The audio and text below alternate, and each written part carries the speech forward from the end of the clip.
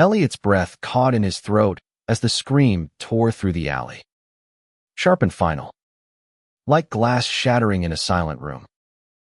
He froze, his sneakers rooted to the cracked pavement, the metallic tang of blood already seeping into the air. He hadn't meant to see a knife. The shadowed figure. The lifeless body crumpling to the ground, but now he had. And the killer's eyes locked onto his. It was a Thursday night in Portland, Oregon, and Elliot Harper, 24, was just trying to get home after a late shift at the diner. He wasn't supposed to be in that alley. Wasn't supposed to cut through the abandoned lot behind the old brewery. But rent was due, and the shortcut shaved 10 minutes off his walk. Now, those 10 minutes felt like a life sentence.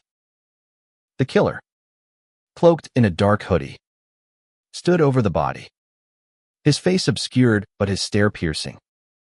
Elliot's heart pounded so loud he thought it might give him away.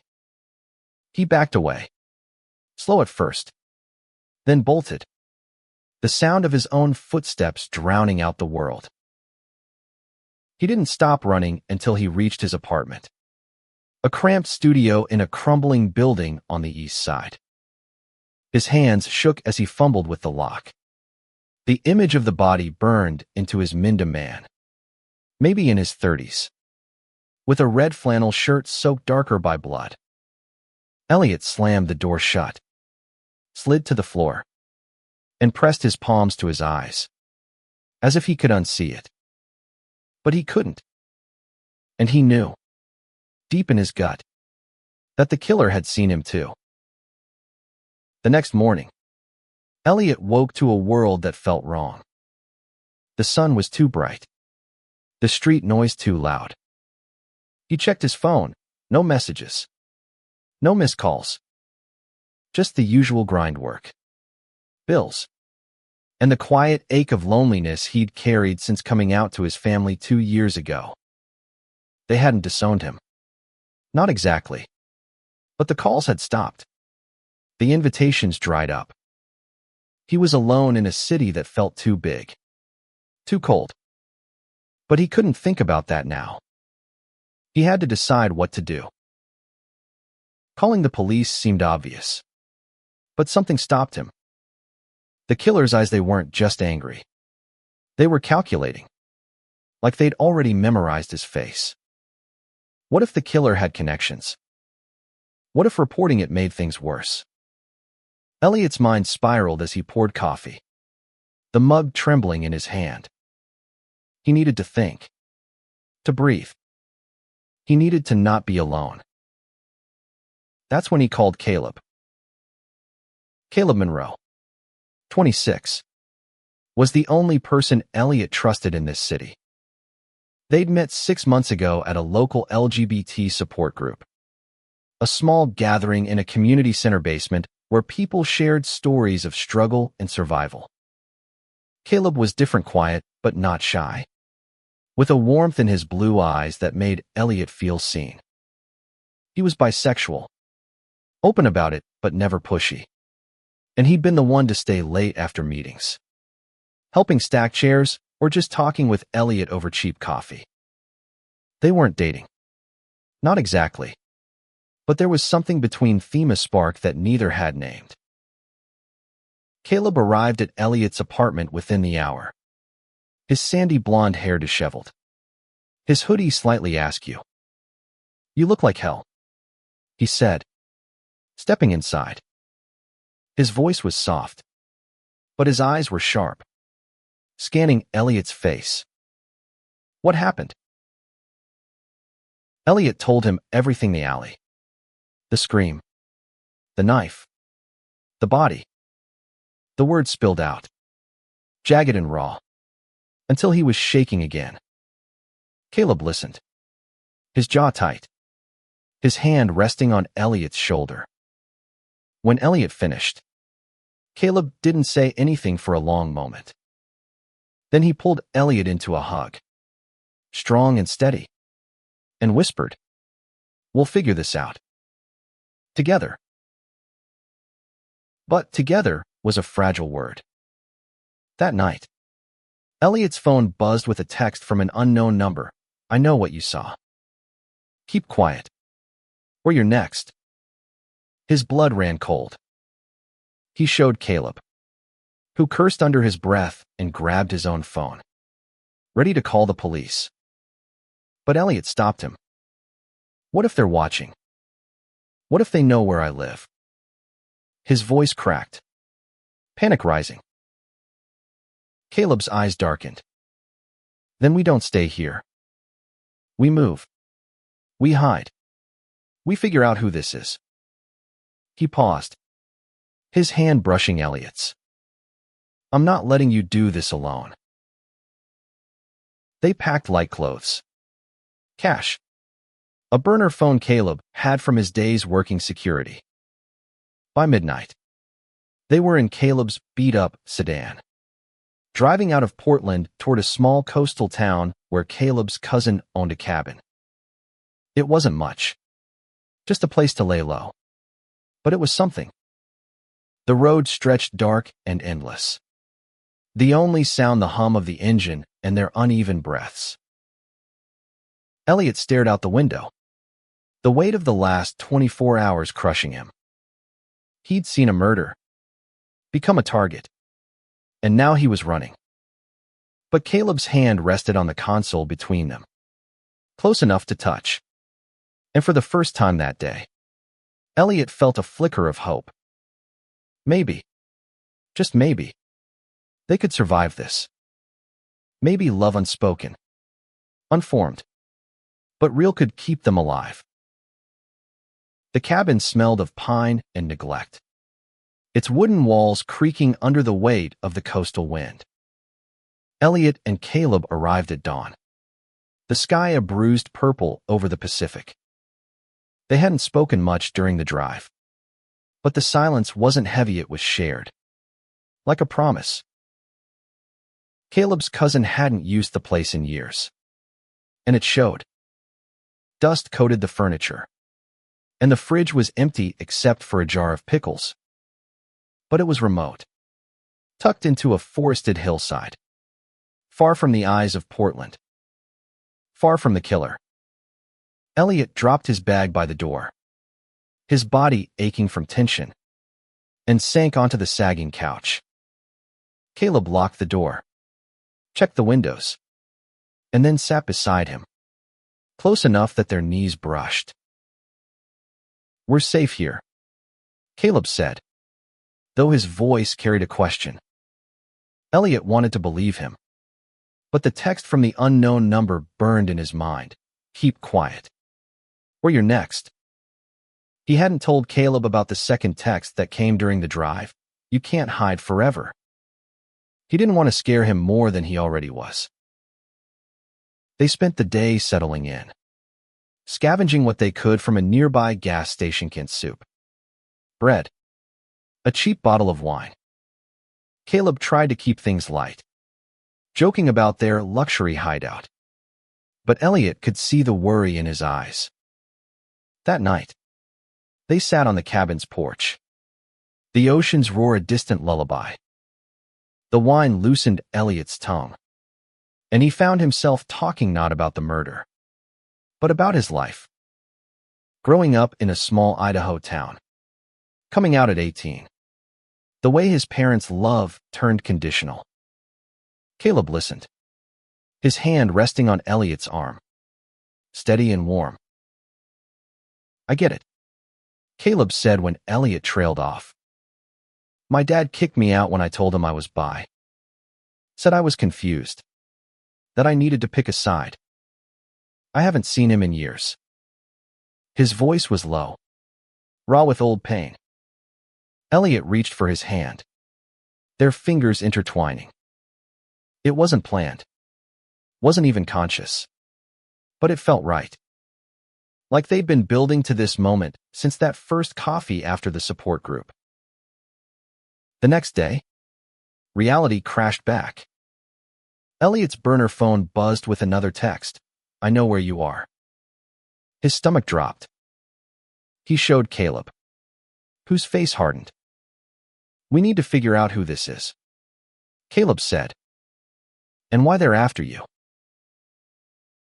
They started piecing it together. The man in the alley. Elliot remembered details now. The red flannel. A tattoo on his wrist. A logo on his jacket. Caleb suggested it might be gang-related. Maybe a hit. Portland had its share of underbelly drugs. Trafficking. Things the city's hipster veneer hid. But why target Elliot? He was nobody. Just a waiter with a dead-end job and a past he'd rather forget. Caleb had an idea. His old security job had given him contacts. People who could dig into things. He made a call to a friend, Miah, who worked private investigations. She was discreet, sharp, and owed Caleb a favor. "Give me what you've got," she said over the phone. Elliot described the scene, every detail he could recall, while Caleb paced, his protective streak flaring. Miah called back that night. The man in the alley was likely Tommy Vega, a low-level dealer with ties to a local cartel. The tattoo, a coiled snake, matched their ink. But here's where it got messy. Tommy had been skimming product, and someone higher up ordered the hit. The killer, Miah suspected, was a hired enforcer, someone who didn't leave witnesses. Elliot's presence in the alley had made him a loose end. "They don't know your name yet," Miah said, "but they've got your face. And they're looking." Elliot's chest tightened. Caleb ended the call and pulled him close, his arms a shield against the fear. "We'll stay one step ahead," Caleb promised. But Elliot could feel the net closing in. They couldn't stay in the cabin forever. They needed a plan, a way to fight back. And they needed each other, now more than ever. The days in the cabin blurred into a tense rhythm of survival.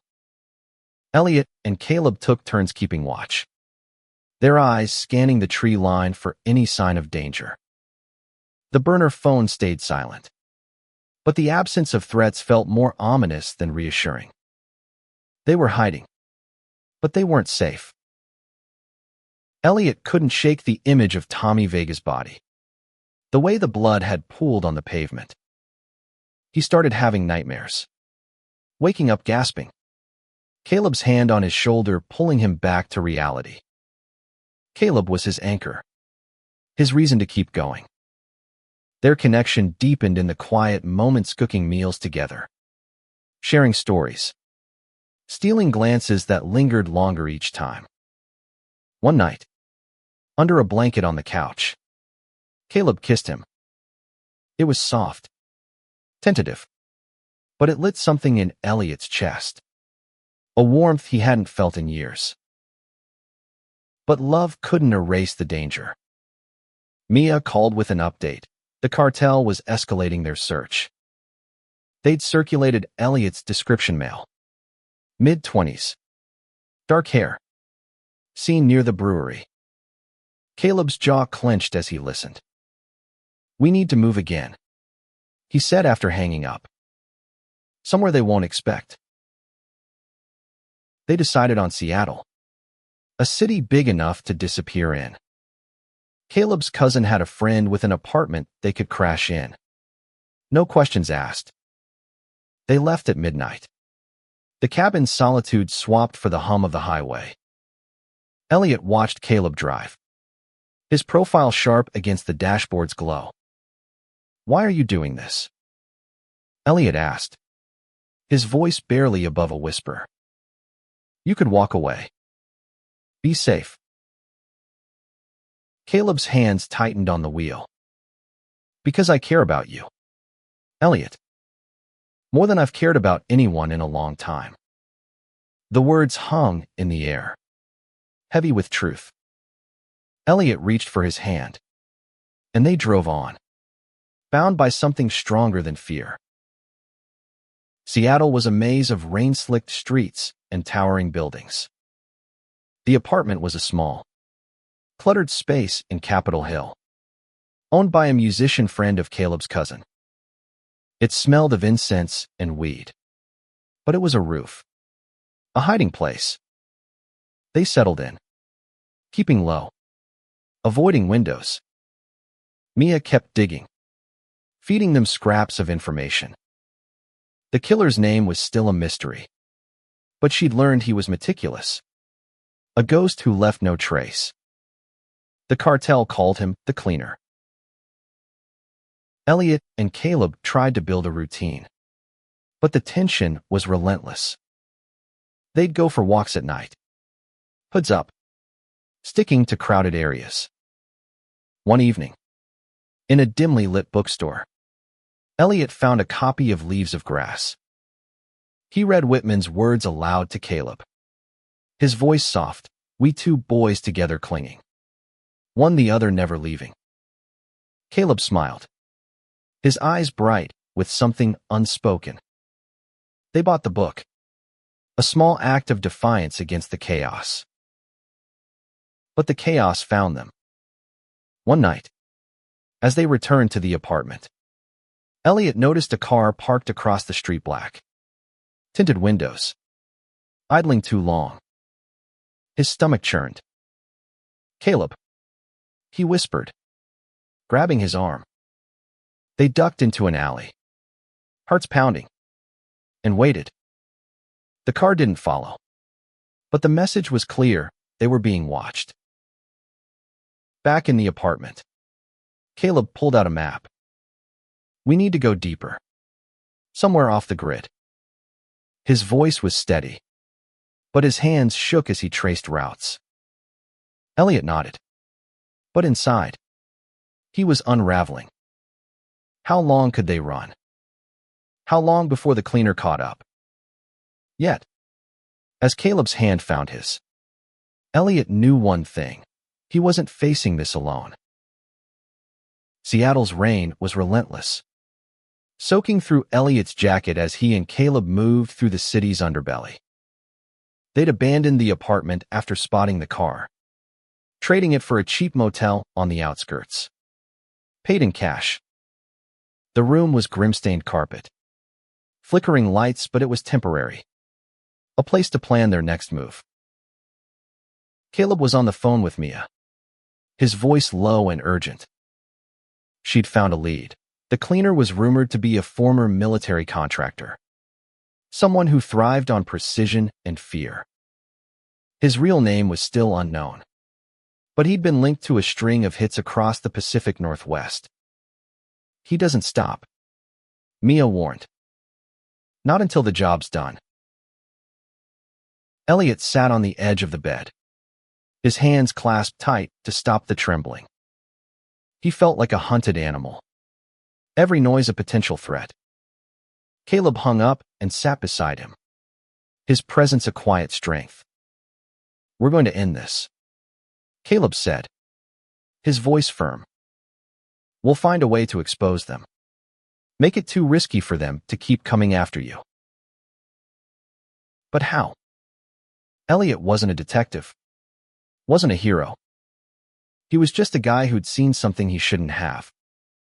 Yet Caleb's belief in him, the way he looked at him like he was worth fighting for, sparked something. They started brainstorming. Miah had mentioned a journalist, Rachel Torres, who'd been investigating the cartel for years. She was fearless, maybe reckless, but she had connections, people who could protect them, expose the truth. They reached out to Rachel through Miah, using encrypted messages to stay under the radar. Rachel agreed to meet, but only in a public place. They chose Pike Place Market, its chaos a perfect cover. The meeting was tense. Rachel, a sharp-eyed woman in her 40s, sized them up over coffee. "You're in deep," she said, her voice low. "But if you've got evidence, I can make noise. Big noise." Elliot recounted every detail of the murder, his voice steady despite the fear. Rachel listened, scribbling notes. Her face unreadable. "I'll need more," she said. "Names. Dates. Something concrete. If we go public, it has to be airtight." She gave them a USB drive with a secure app for sharing information. "Stay safe," she said before disappearing into the crowd. That night, in the motel, Elliot and Caleb pored over their options. They had no hard evidence, just Elliot's memory and a growing sense of dread. But something shifted between them. Maybe it was the danger. Maybe it was the exhaustion. But they stopped holding back. Caleb pulled Elliot into a kiss, fierce and desperate. And for a moment, the world outside ceased to exist. They made love on the creaking bed, their touches a rebellion against the fear that stalked them. The next morning, they woke to a new text on the burner phone. "You talked."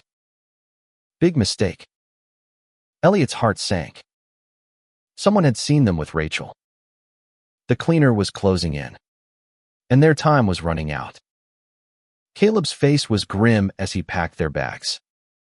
"We keep moving," he said, "and we fight." They headed north, toward the Canadian border, hoping to lose their pursuer in the vastness of the wilderness. But Elliot couldn't shake the feeling that they were running out of places to hide.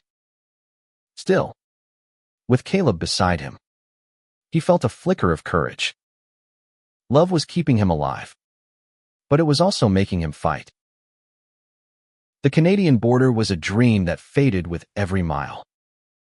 Elliot and Caleb made it as far as a small town in northern Washington, a place called Blaine, before reality caught up. They ditched the sedan for a used truck, bought with the last of their cash, and checked into a rundown cabin rental near the woods. The air was thick with the scent of pine and fear. Elliot couldn't sleep.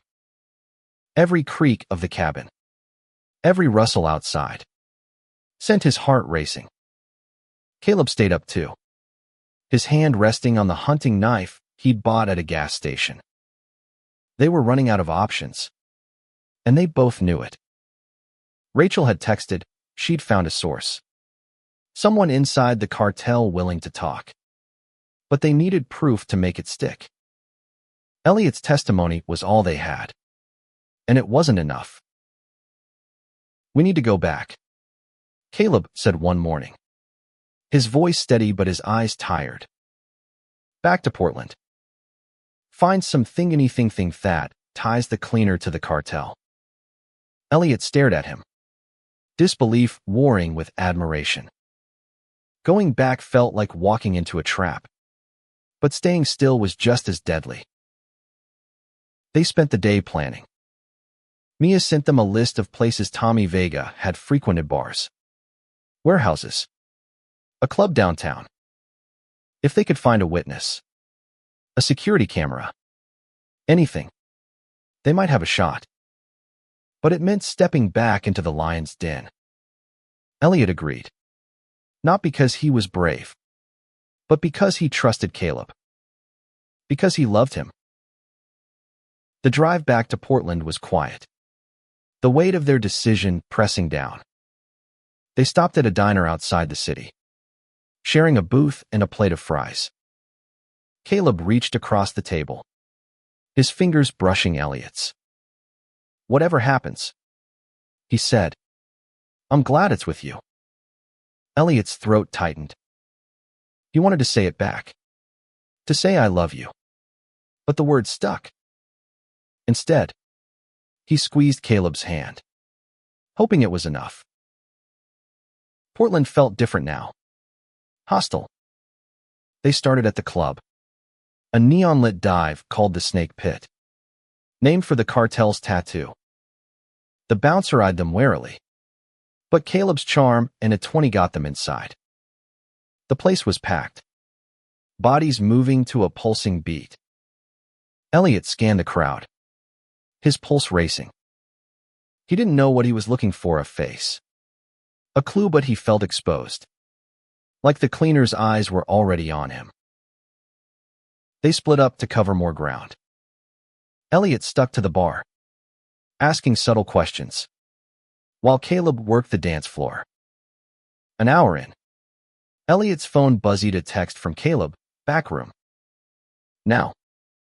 He slipped through the crowd, heart pounding, and found Caleb in a dim hallway. Talk to a bartender. Caleb whispered. Says Tommy was here the night he died. Argued with a guy matching the cleaner's description. It was something, but not enough. They needed more. As they left the club, a man bumped into Elliot. Hard. He muttered an apology, but Elliot felt a slip of paper in his pocket. He pulled it out, his hands shaking. Stop digging, or you both die. The cleaner was here. He'd been watching. They ran, weaving through alleys until they reached the truck. Caleb drove, his knuckles white on the wheel. We're close, he said, his voice fierce. Too close for them to let us go. Elliot nodded, his fear mingling with a strange resolve. They were in this together. And for the first time, he felt ready to fight back. Portland's streets felt like a maze closing in.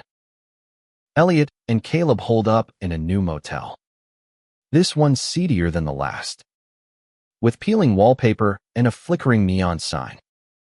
The note from the club burned in Elliot's pocket, a constant reminder of how close the cleaner was. They were running out of time. Caleb was relentless, calling Miah, pushing for more leads. She'd found a security camera near the brewery that might have caught the murder. The footage was grainy, but it showed a figure in a hoodie, likely the cleaner fleeing the scene. No face, no clear ID, but it was something. Rachel was working her angle, pressuring her source for names, but the cartel was tightening its grip. People were scared, and silence was their currency. Elliot felt the weight of it all, the fear, the guilt, the love he hadn't fully admitted. He and Caleb were closer than ever, their touches more frequent, their glances heavier. One night, as rain hammered the motel roof, Elliot broke. What if we don't make it? He whispered, his voice cracking. Caleb pulled him close, his arms a fortress. We will, he said, because I'm not losing you. The next day, they met Rachel at a crowded diner. She slid a folder across the table, her eyes darting to the door. Inside were photos. Grainy but damning, the cleaner, unmasked, meeting with a known cartel leader. His name was Victor Kane, ex-Special Forces, now a ghost for hire. Rachel's source had come through, but at a cost gone silent. Likely dead. This is enough, Rachel said. I can publish. Blow this wide open. But you need to disappear until it's out. Kane's desperate now. He'll kill to cover his tracks. She handed them fake IDs and a burner phone. Go north.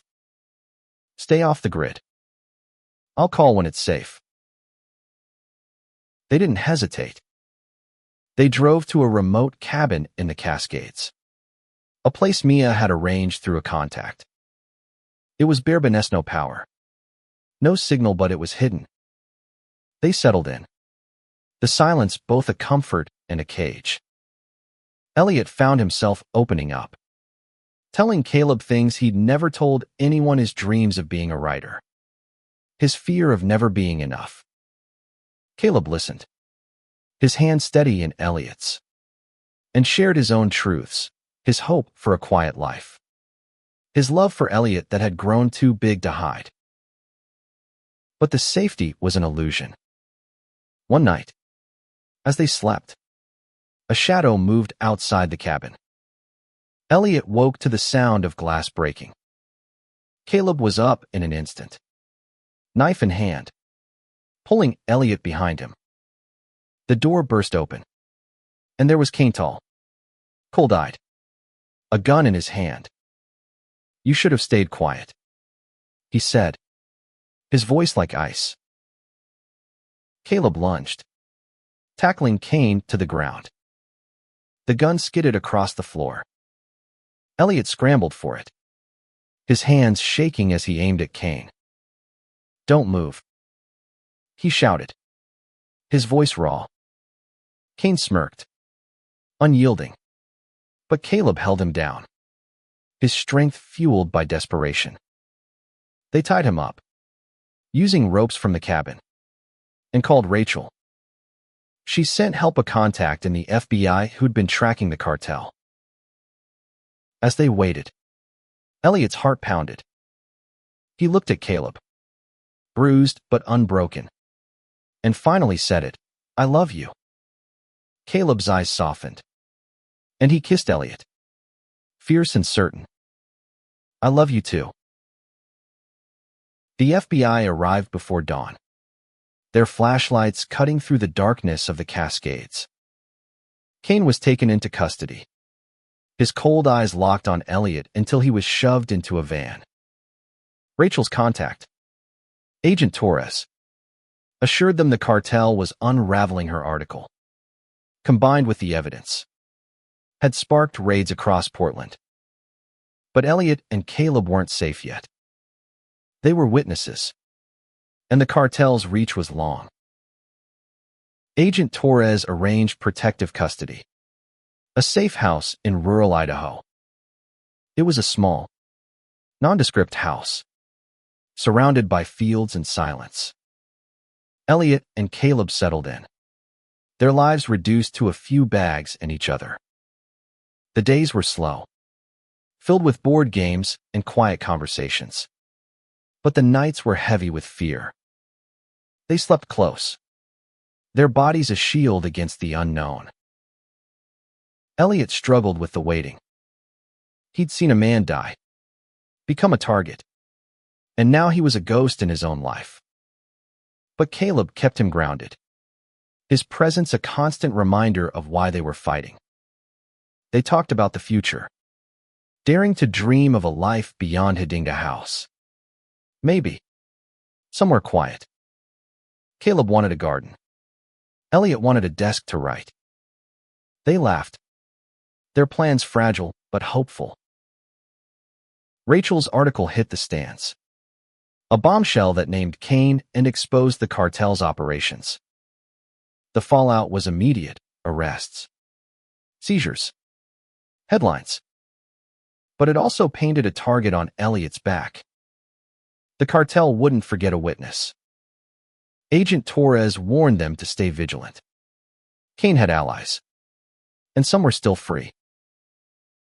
One night, a noise woke them, a soft thud outside the safe house. Caleb grabbed the knife, his body tense, while Elliot called Torres. The agent's team swept the area, finding nothing but a broken branch.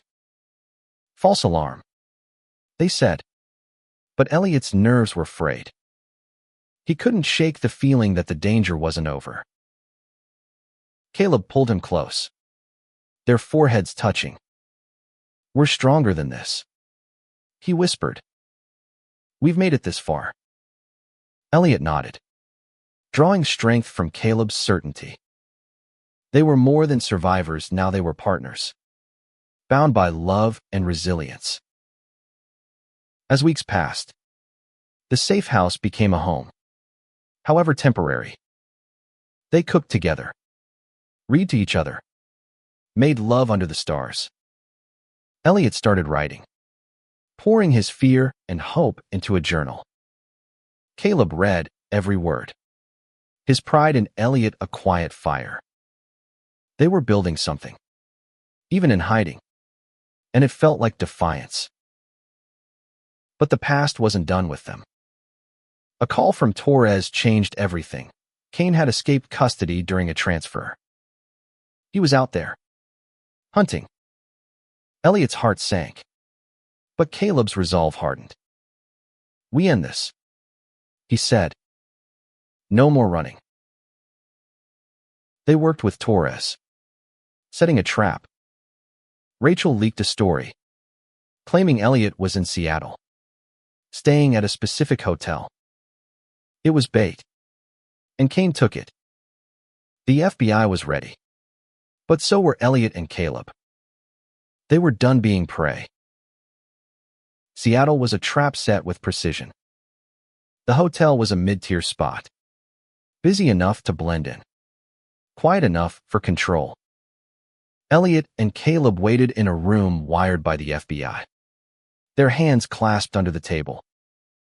Agent Torres was outside, her team hidden in plain sight. Delivery drivers, tourists, bellhops.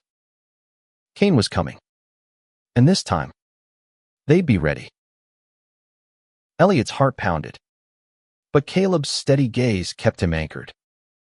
"We've got this," Caleb said, his voice low and sure. Elliot nodded, drawing strength from the man who'd become his everything. They'd faced death, fear, and loss, but they'd also found love fierce, unyielding, the kind that outlasted danger. The plan was simple: lure Kane in, let him think Elliot was alone, then close the net. Rachel's article had painted Elliot as the key witness, the one who could bring the cartel down. It was a lie wrapped in truth, and Kane couldn't resist. At 2 a.m., the hotel's security feed caught a figure in a hoodie slipping through a side entrance. It was him. Elliot stood by the window, his silhouette visible. Bait for the trap. Caleb was hidden in the bathroom, ready to move.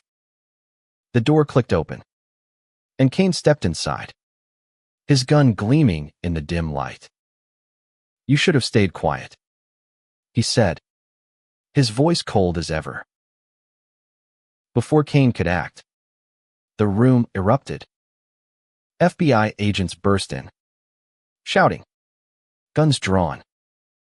Caleb tackled Kane from behind, pinning him to the floor. Elliot froze, his breath caught, as Torres cuffed Kane, her face grim with triumph. "It's over," she said.